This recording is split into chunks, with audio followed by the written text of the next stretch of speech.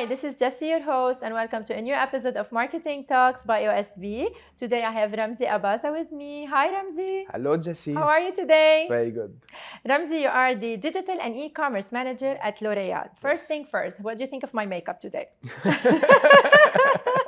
And I should be involved in the type of pre-show makeup fixation or everything. I'm asking you about this because today we're going to talk about Yes, fashion. exactly. We're going to talk about L'Oreal. Sorry, not fashion. We're Not going to talk fashion. about beauty, cosmetics, things. L'Oreal, which is part of fashion, and also e-com Yes. and everything in between. Yes. Are you ready? Of course. Yes? Let's go. Okay, so first I would like to ask you if you can introduce L'Oreal briefly to us and give us an overall view of its global presence. Of course. So L'Oreal is a multinational company that's been there for 100 plus years. We're present in 150 countries, or we deliver our products to 150 countries worldwide. We have 36 international brands, and we have some local brands that are specific to regions. And total number of employees is close to 90,000. So very multinational, diverse, spread across 7 continents. And super exciting to have this widespread, and we learn a lot from the cultures that, especially in beauty. So beauty is different by place, by culture, etc. True. So it's an excellent space to create the new beauty for the whole world. True. And since today we're going to tackle a little bit of e-commerce in the beauty world, can you tell me L'Oreal, for example, in terms of percentage, how much do they sell offline versus online approximately? It's really different because each continent, each country, each zone has a different weight of business when it comes to online, offline. But for sure, like Lebanon or MENA let's say in Lebanon, for example, our weight of business is close to 14% online. Yes. Nice. MENA is somewhere within the 10 to 12%. Let's say. When you go to the North Asia part, it's very online focused.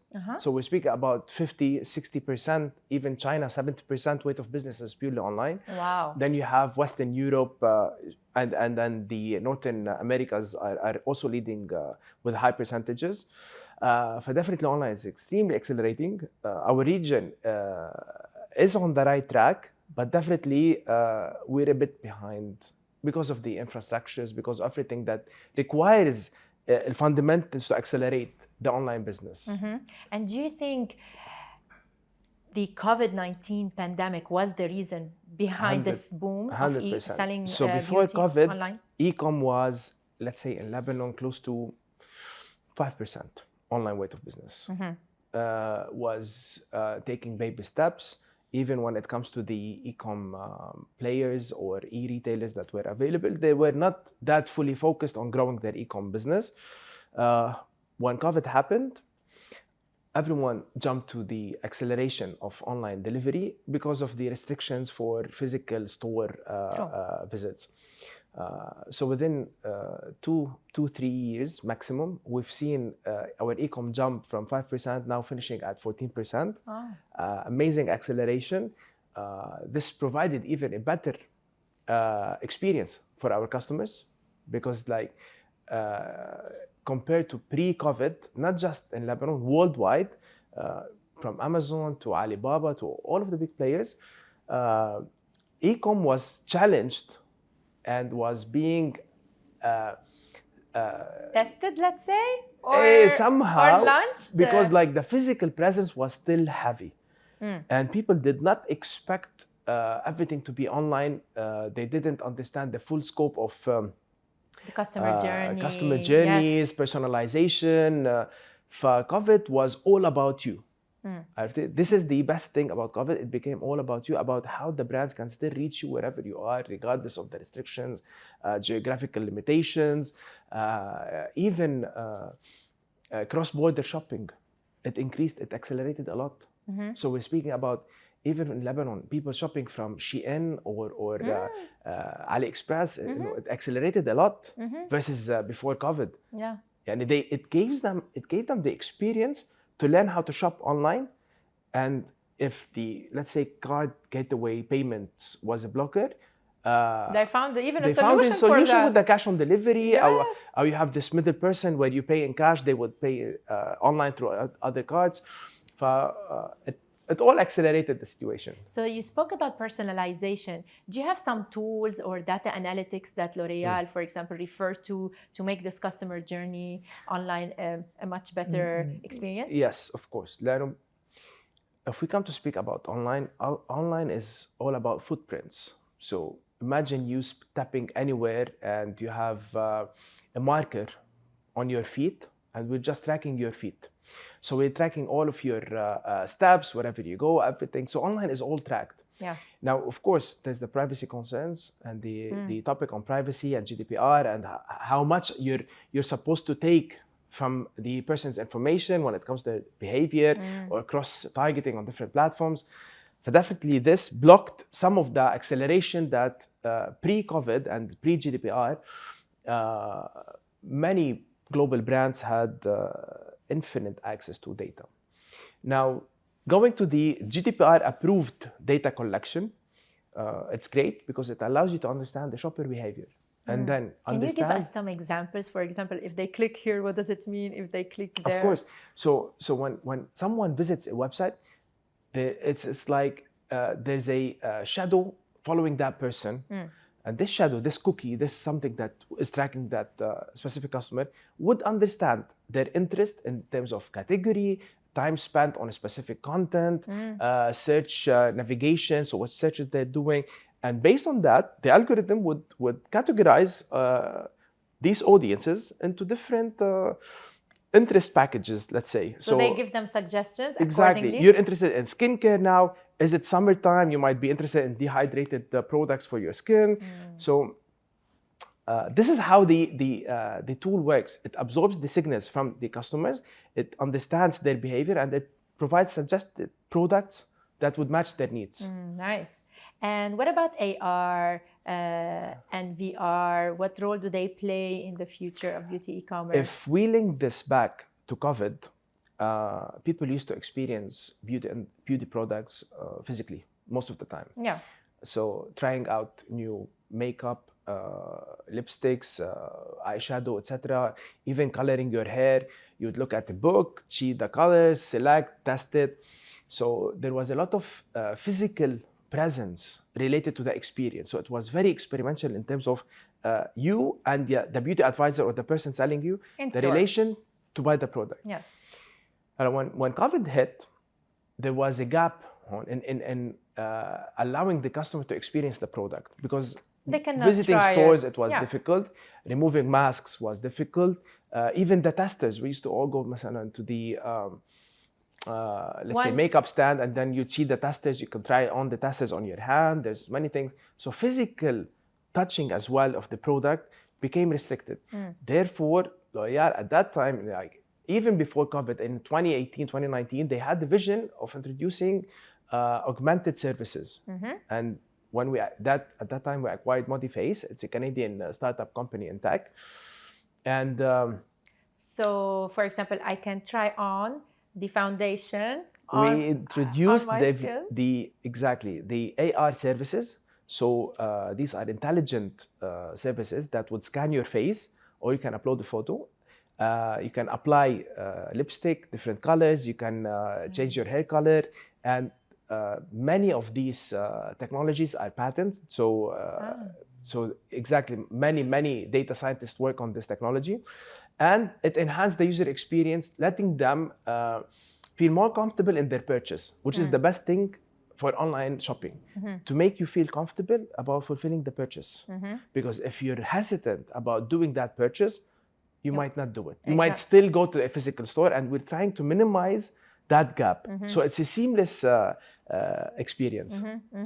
And this rise of social media, how is it impacting the beauty shopping online? So beauty is driven by inspiration. So for most average beauty customer, they might not know the perfect look.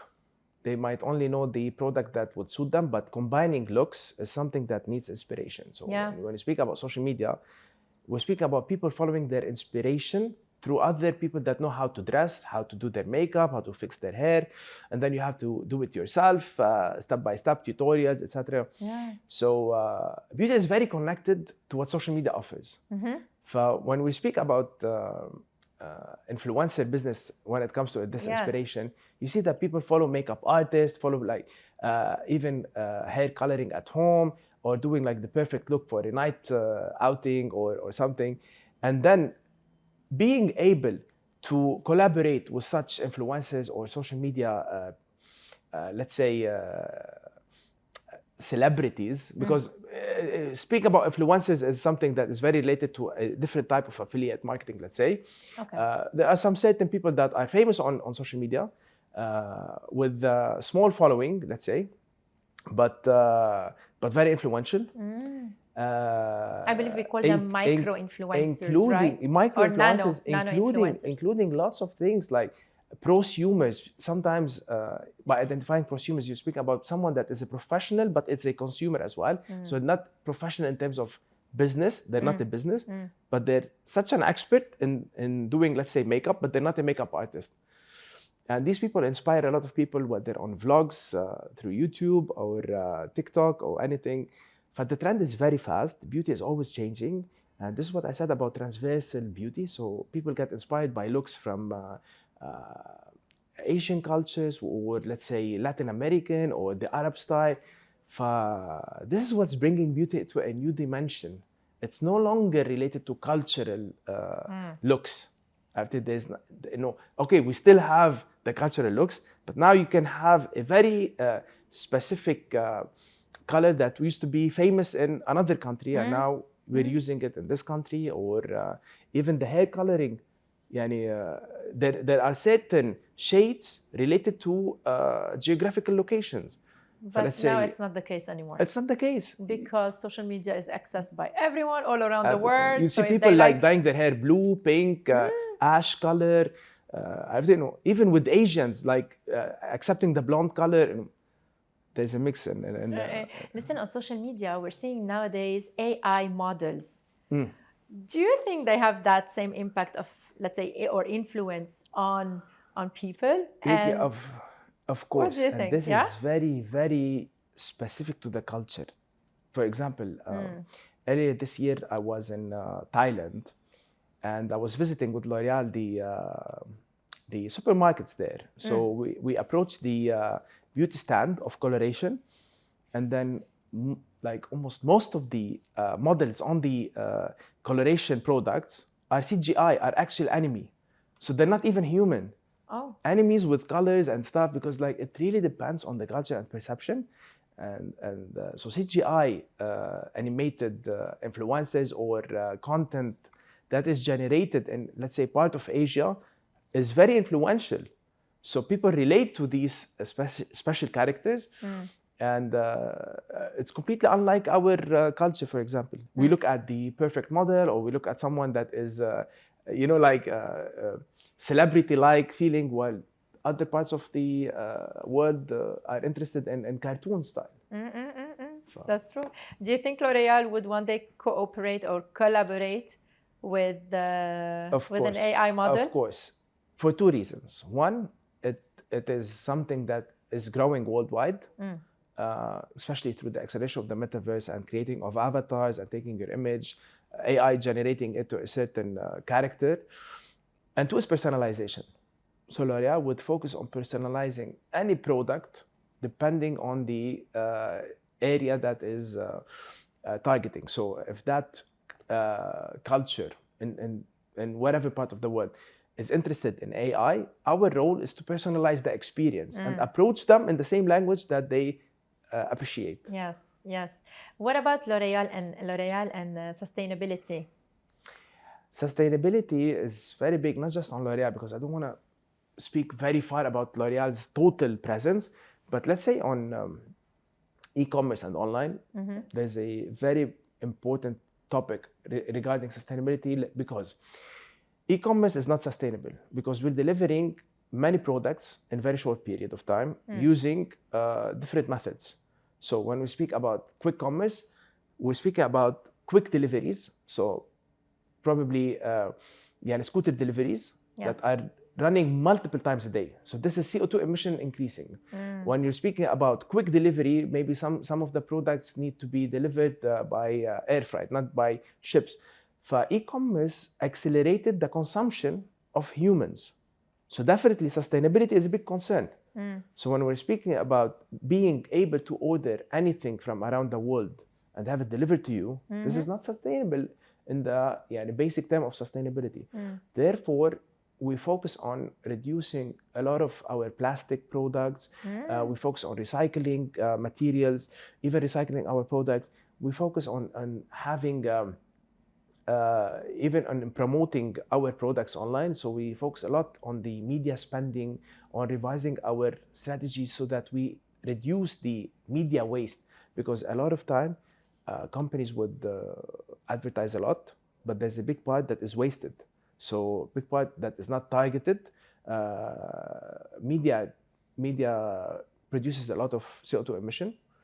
Especially because you're using servers, internet, creative size, storage. We're approaching it from multiple levels to try to reduce as much as we can on this. It's a huge project, a huge commitment by L'Oréal on sustainability, and most of our actually, I think by now... Are they communicating those moves? Of course, yes? of course. And so I think can we our say factories... L'Oréal is transparent about sustainability? 100%. There's a complete dedicated page on the L'Oréal's website regarding sustainability. Amazing. And our factories are carbon neutral. So we stopped emitting CO2 from factories, and we're reducing everything in terms of logistics, transportation of internal products. No more reducing plastics. But it's a tough job. Of course, it's a tough job. So, and what about the predictions? What predictions do you have when it comes to the beauty e-commerce?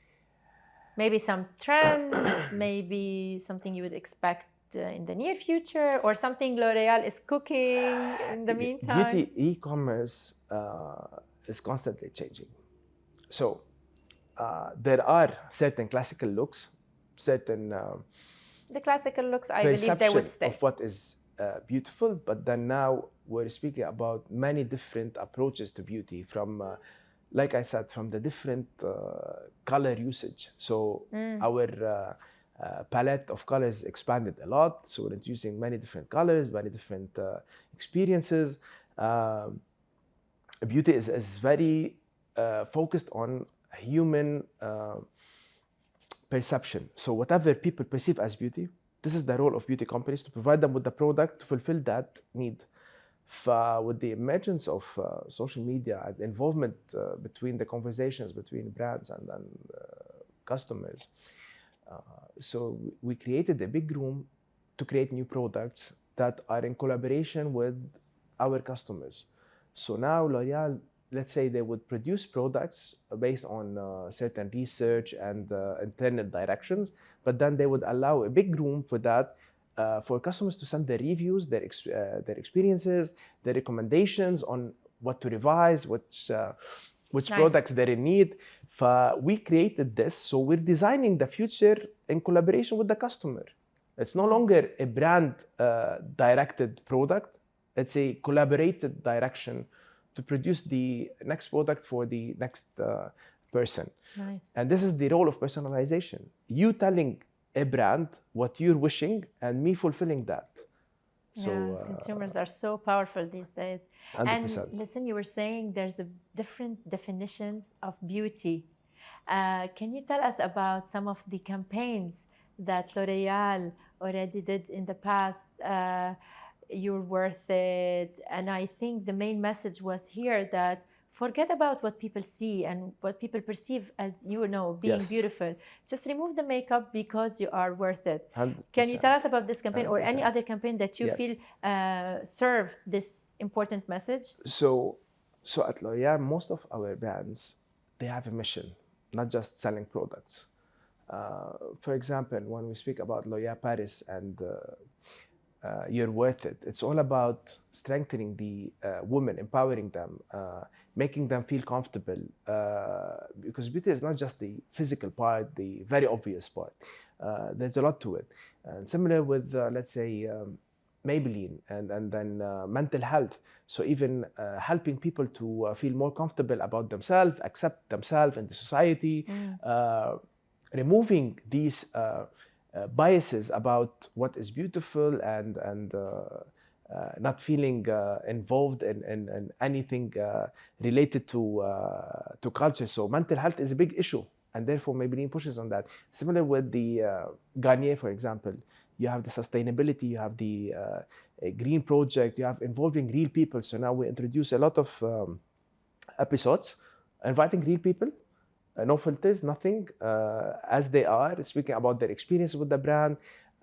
So we have a mission when it comes to each of our brands. And I think this is the best thing about L'Oréal. It's no longer selling products, it's building communities, building communities with missions.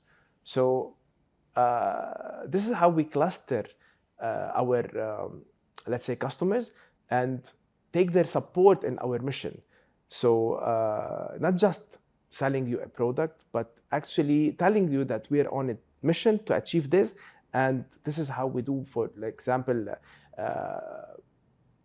let's say campaigns or events to celebrate women in science. So we invite, we support female scientists, especially in the region, because they're not that exposed or supported. We provide them with access to develop their PhD projects, especially in science. We have many people that already won with us and reach high places. So involving the community with your brand is much important than just selling a product. One last thing. Yes. Pamela Anderson now is going live on red carpets without makeup, and so many other celebrities as well. Yes. What's your say about this? Would that be a threat to the beauty world in general? Not at all. Not at all. Because I think beauty is not just makeup. Beauty is also taking care of your skin. So yes, the makeup part is the very, very external part that you add on to your skin. But what we're speaking about, taking care of your skin, hydrating your face, taking care of your hair. Like there's so many different routines that fall within the beauty category that we can still work on. So makeup is just like the last layer you would add. For some people feel, I need less makeup for my life, but that does not mean they're not gonna take care of their daily routines. And their look. Ramzi, thank you so much for this amazing talk. I enjoyed it, and I'm sure our OSB community enjoyed it as well. I would like to remind everyone that Marketing Talks is available on both YouTube and Spotify. So make sure to turn on the alert feature so that you don't miss any other upcoming episode. See you in the next one.